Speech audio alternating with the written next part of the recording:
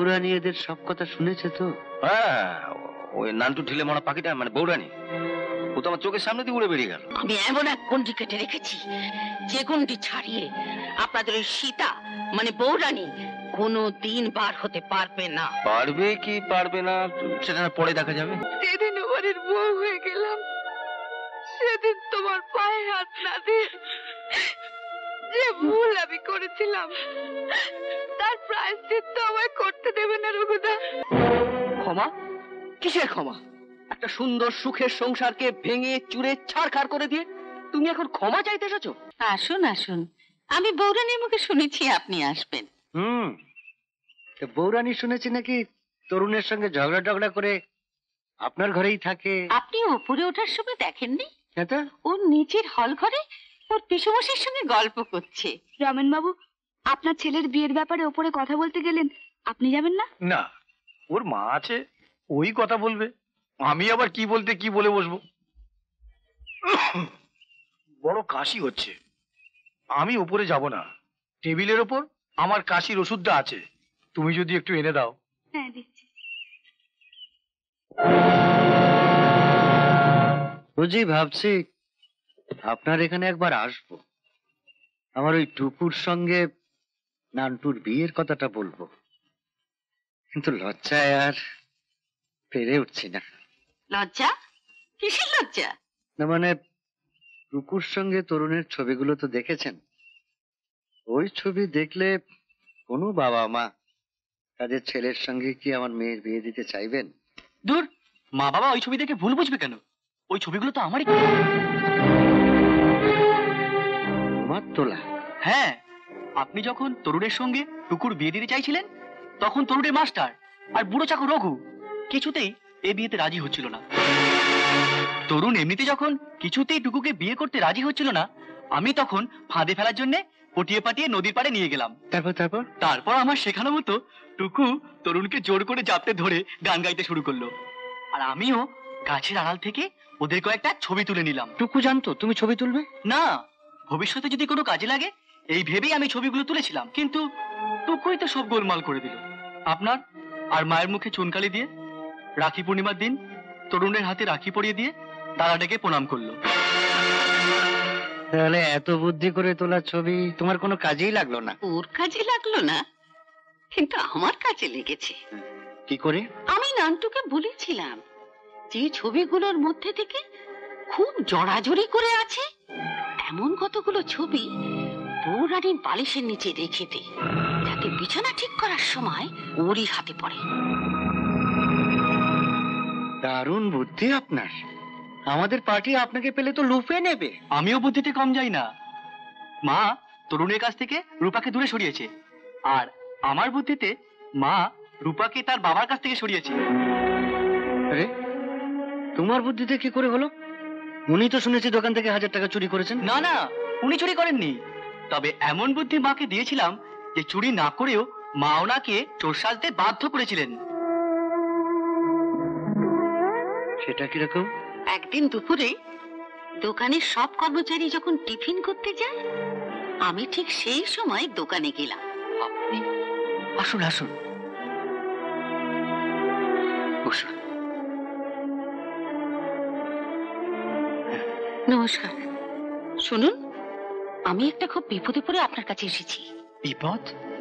রূপার কোনো বিপদ হয়নি তো? না না, আমি যতদিন বেঁচে আছি আপনার মেয়ে কোনো বিপদে পড়বে না।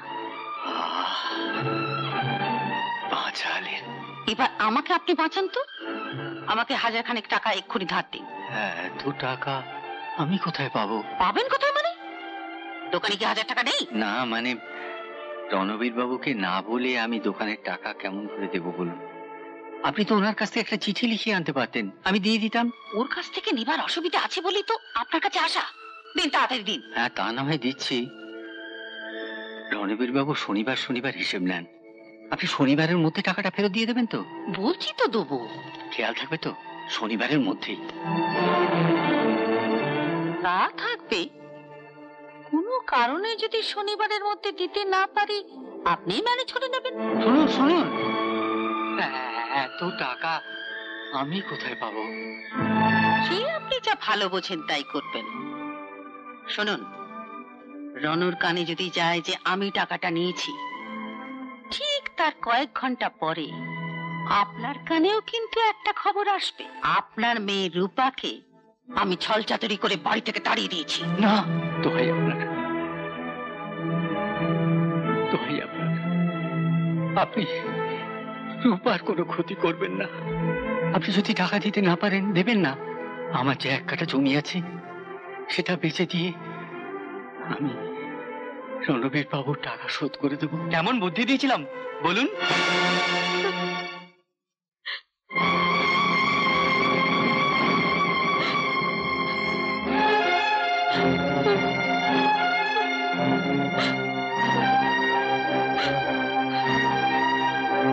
বাবা মেয়ের ছাড়াছাড়ি হলো আর মায়ের 1000 টাকা লাভ হলো। একেই বলে এক ঢিলে দুই পাখি মারা। তুমি তো এক ঢিলে দুটো পাখি মারলে, আর আমি মারলাম। রামু, হিসেবটা দিয়ে দিন না। বৌরানী এদের সব কথা শুনেছে তো? হ্যাঁ, ওই নান্টু ঢিলে মারা পাখিটা মানে বৌরানী, ও তো আমার চোখের সামনে দিয়ে উড়ে বেরিয়ে গেল। বৌরানী যদি এদের কথা নাও শুনতো, শোনাবার ব্যবস্থা আমি করেই রেখেছিলাম। ছোট্ট এই বিদেশি টেপ রেকর্ডারে মা বেটার সব কথা রেকর্ড করা আছে। দিবানন্দ বাবুকে তো ধন্যবাদ জানাতে হয়। তিনি কাশির ওষুধ আনবার নাম করে ঠিক সময় রূপাকে নিচ থেকে ওপরে পাঠিয়ে যাতে ঘরে সব কথা শুনতে পায়। নাও, নাটক তো শেষ, এবার জিনিসপত্র সব বাঁধা সাদা করো। কি? রঘু থাকলে ওই তো সব করে দিত, ওকেও তো তাড়ালে। এখন চাকরের কাজগুলো মা বেটা কি করতে হবে? তুমিও শেষ পর্যন্ত এদের সঙ্গে হাত মেলালে? হ্যাঁ, মেলালাম। ঘরের শত্রু বিভীষণ। চড়ছো কেন? রামায়ণে যেমন রাম সীতার মতো চরিত্র আছে, তেমনি কৈকেয়ী, শূর্পণখা আর ঘরের শত্রু বিভীষণের মতো চরিত্রও আছে। সবাইকে মিলিয়েই তো রামায়ণ। হ্যাঁ, রামায়ণে আছে। শেষ পর্যন্ত রাম সীতার মিলন হয়নি। এখানেও আমি তা হতে দেব না। হয় কিনা দেখুন। বললাম তো হবে না। আপনারা একজোট হয়েও শেষ রক্ষা করতে পারবেন না। আমি এমন এক গন্ডি কেটে রেখেছি, যে গন্ডি ছাড়িয়ে আপনাদের ওই সীতা মানে বৌরানী কোনো দিন বার হতে পারবে না। পারবে কি পারবে না সেটা না পরে দেখা যাবে। আপাতত তৈরি হয়ে যান, স্টেশনে যেতে হবে। মুকুন্দ বাবু, আপনি? নারুগোপাল বাবু, আপনি?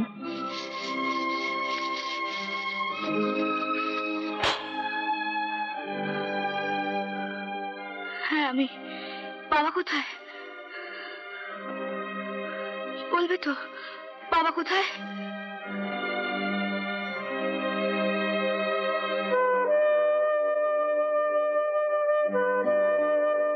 স্টেশনে গেছে। স্টেশনে গেছে কেন? কি হলো? চুপ করে আছো কেন? বলবে তো। তোর বাবা এখন কুলির কাজ করে, স্টেশনে গেছে মোট বইতে। এই বয়সে এই শরীর নিয়ে বাবা মোট বইছে টাকা চুরির দায়ে। তোর শ্বশুর মশাই ওনাকে দোকান থেকে তাড়িয়ে দেবার পর কদিন তো ঠাকুরের সামনে বসে খুব কাঁদল।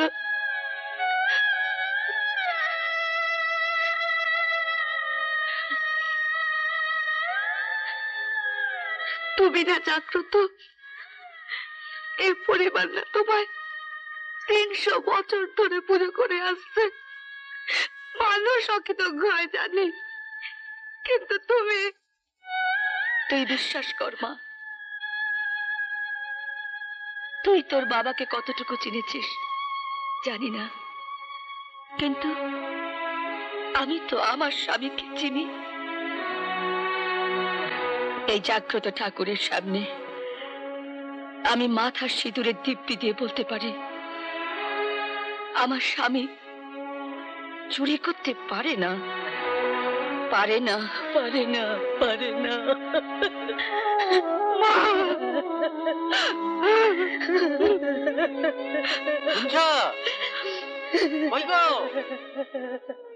আসুন আসুন আসুন নারুগোপাল বাবু, আসুন আসুন, বসুন। কই গো, কোথায় গেলে? আরে এসো, দেখো কাকে ধরে এনেছি।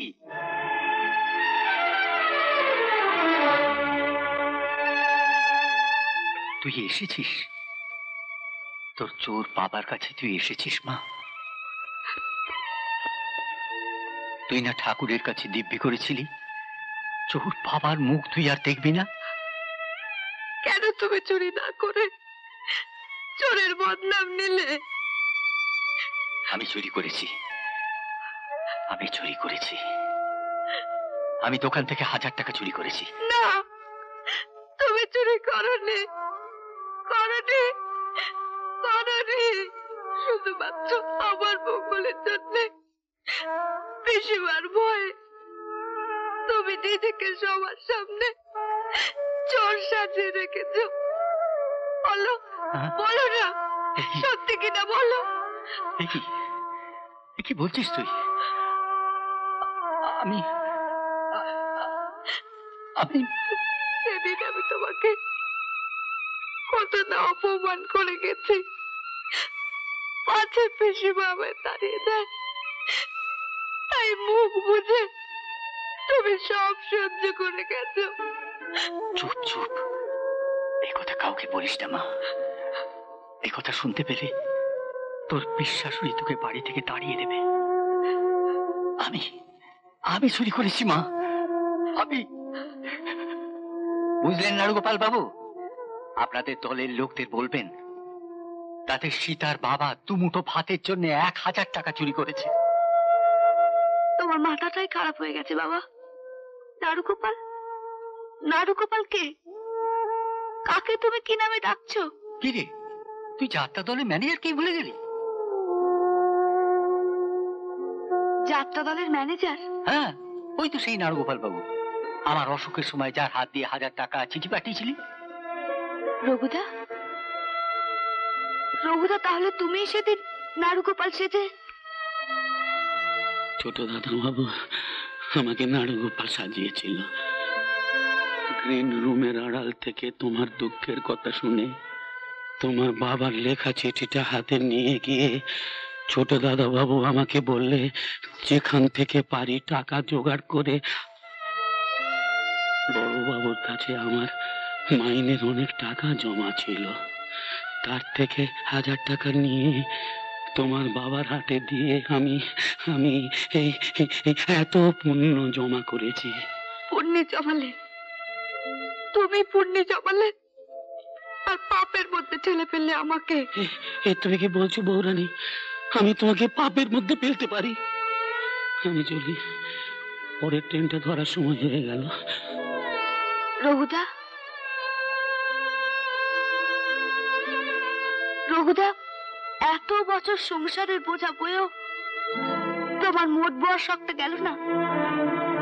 মারো না রঘুদা, তুমি আমার এই গেলে আর একটা চর মারো না।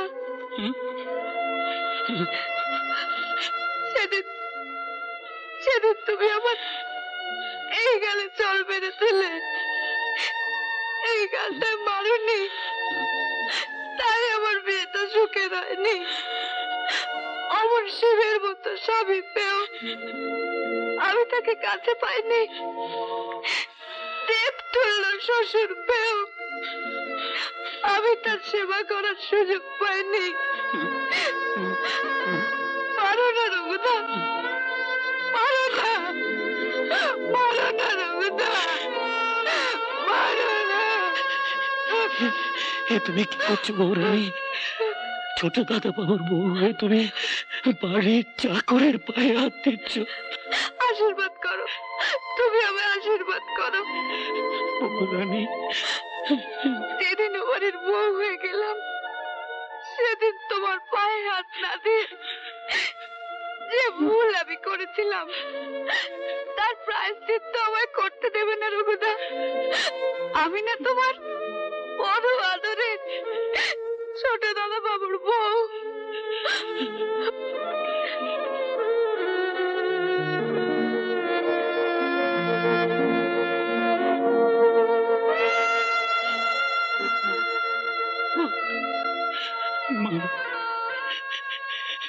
মার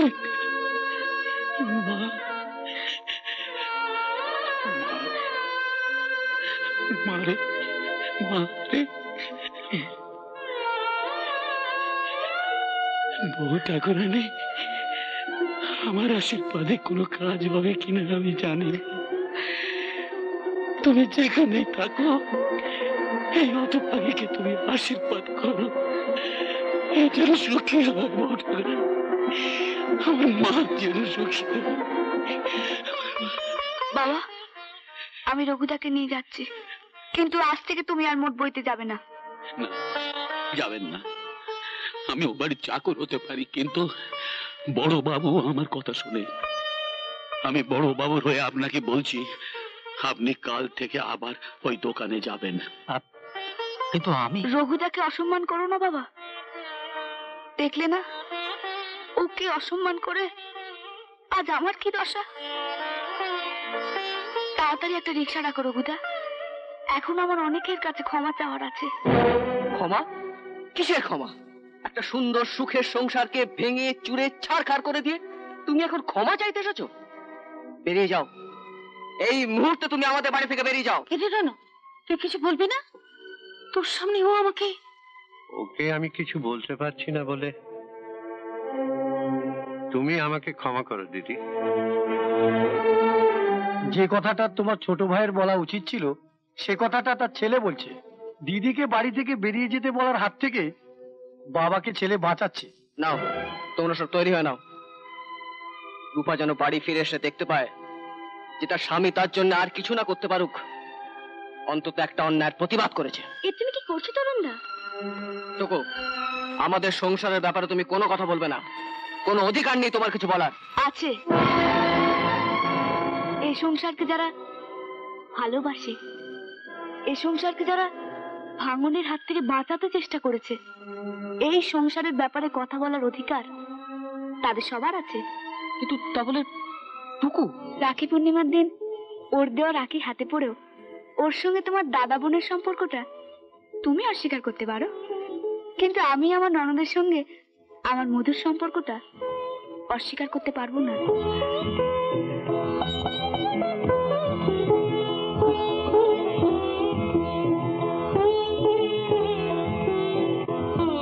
এ তুমি কি করলে রূপা? তোমার সাহস তো কম নয়, আমার নাম ধরে ডাকছো। বৌদি বলো, বৌদি।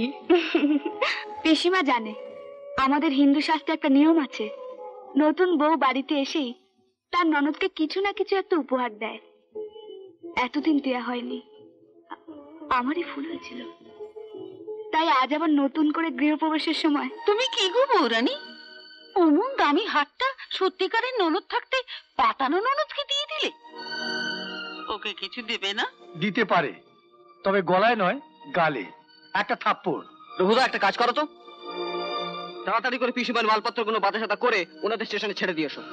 কেন, পিসিমা চলে যাচ্ছেন নাকি? হ্যাঁ, আমি পিসিমাকে বলেছি আজই ওনাকে এ বাড়ি ছেড়ে চলে যেতে হবে। কেন? আশ্চর্য, তুমি জিজ্ঞেস করছো কেন? যার জন্য তোমাকে এত অপমান সহ্য করতে হলো, চুরি না করেও তোমার বাবাকে চোর শাস্তি হলো, আর তবুও পিসিমা এ বাড়ি ছেড়ে যাবেন না। আমি জানতাম বৌরানী এলে আমাকে কিছুতেই যেতে দেবে না। ওর বাড়ির 300 বছরের জাগ্রত ঠাকুরের সামনে ওর বাবার মাথায় হাত দিয়ে ও যে দিব্যি কেটেছে তাও কোনো দিনই ভাঙতে পারবে না। হ্যাঁ, পাথরের দেবীর কাছে করা শপথ, রক্ত মাংসে গড়া, দেবতাকে স্পর্শ করে ভাবছে।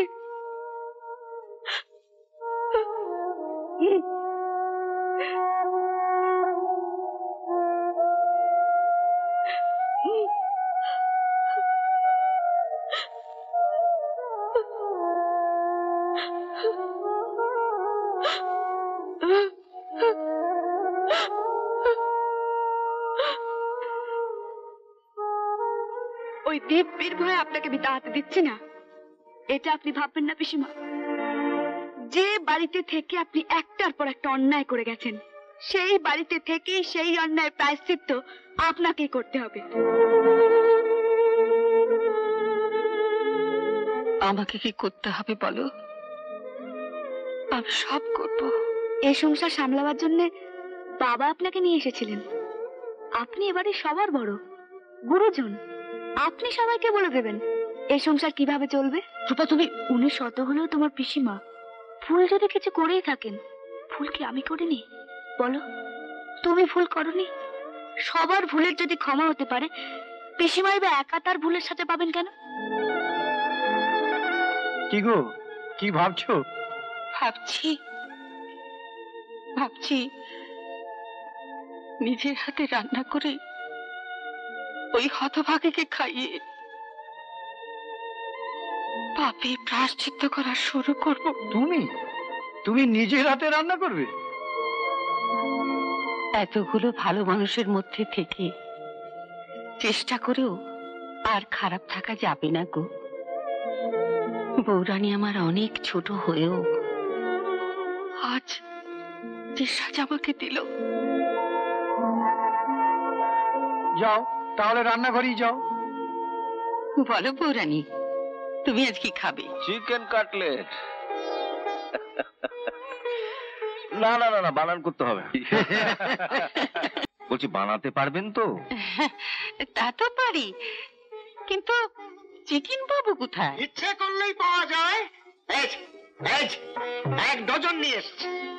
আজ আমরা সবাই একসঙ্গে বসে খাবো। চলো সবাই, চলো। আচ্ছা দেখি ধরো সব।